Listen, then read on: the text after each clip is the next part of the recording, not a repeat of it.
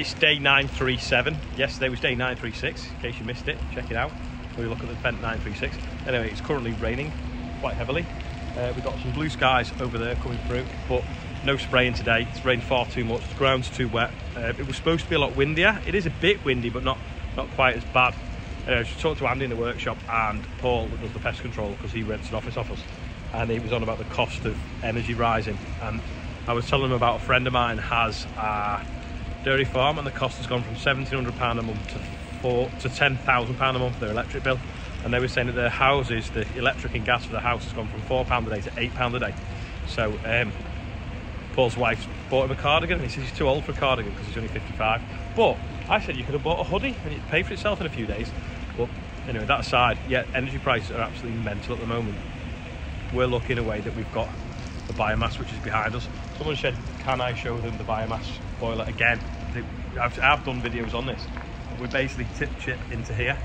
These metal things on the floor, scrape the chip through that wall behind, then it feeds into the biomass boiler. So we'll go around and have a quick look. Once the chip comes underneath that wall, it drops into this box here. These hydraulic rams pull it forwards, and it drops down there where them lasers are pointing. They basically tell the auger when to turn on and off. So when them lasers can't see each other, this cross auger will turn on and pull a chip to the middle, just like the combine header does, where it then drops into that auger. It goes all the way up there, and that is the one that we changed last Saturday. It is quite loud in here, I hope you can hear me. So once it drops from that auger, it drops down through this, it's called a cell lock. It's got the paddles that turn in a circle, and it stops air being sucked into the boiler, because it puts its own air in by the fans at the bottom and controls it so it burns really clean. It's controlling all its own oxygen supply and making it burn efficiently, basically. So that turns on and off when it's needed, as does that. It's called a pulse auger. It pulses the wood chip into the boiler. Once it goes into the boiler, which is this huge blue box, I'll show you what it does then. It burns it really bright and hot in there. See the air coming from underneath? That's why the flames are roaring, because it's blowing air at the same time. So, burns it in there. The whole big blue bit is like a big circle of water. I'll just show you where the ash goes, Matty, before the move. The ash comes out this auger at the bottom. And then this is like a big cyclone. Takes anything out the exhaust tube to make sure there's no nasty particles going out from the exhaust. And it mixes them with the ash.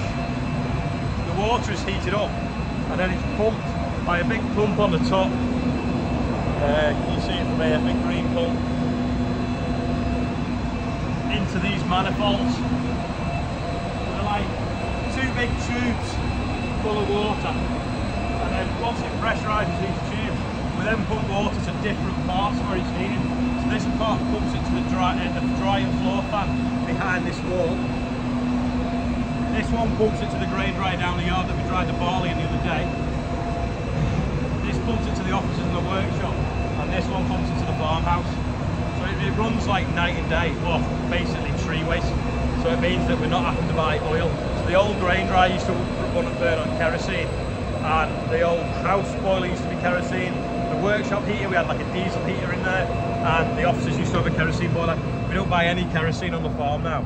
It's all heated off a wood chip, and it's a bit quieter outside. I'll just show you that big fan. You have seen it before, but just makes the video a bit more complete if you see the fan at the same time. This big fan sucks air through this radiator. It's got hot water pumping through it. It blows it down between the sheds, and there's a roof between them, and it creates what's called an air tunnel. And then we divert the air to where we need it, whether we're drying beans at the moment and wood chip. You can actually hear the door leaking a little bit.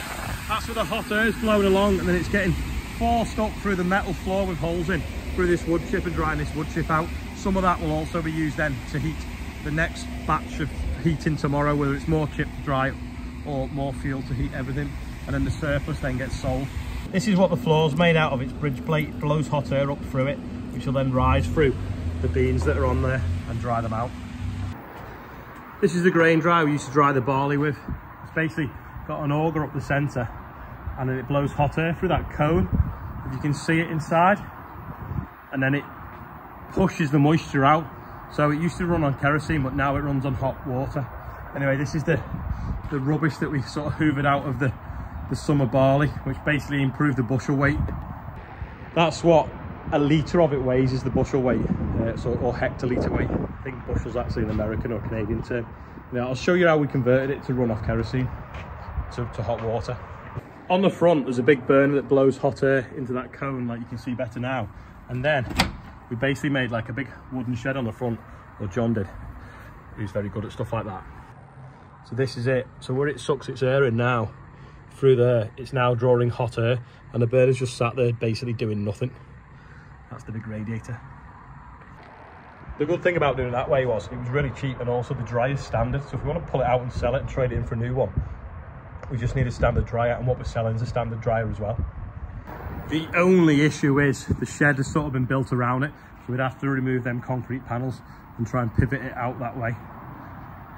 But the dryer can discharge into this shed, or through the auger up there, it can discharge into that shed, and then that spout into that bay over there where we took the barley out yesterday.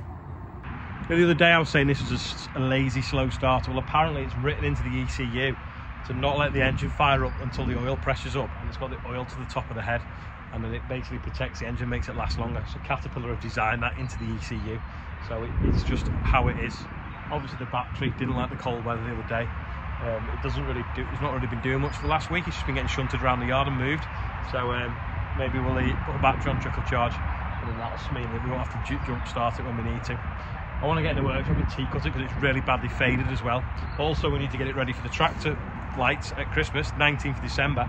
But we also might take it over if we can get sort of a sponsored ferry trip to the Isle of Man for the tractor light thing, which is at the beginning of December. It all just depends on whether we can get it on the boat for free or not. But we can send it over there, which should be good. That's on like the 3rd of December. Because to be fair, that is where I got the idea for the tractor lights around Liverpool from, was watching the Isle of Mans. Don't know if anyone heard Caleb on Radio 2 before. He was talking about Baler twine, how important it is if you find a piece to fix something. Anyway, he's launched a book.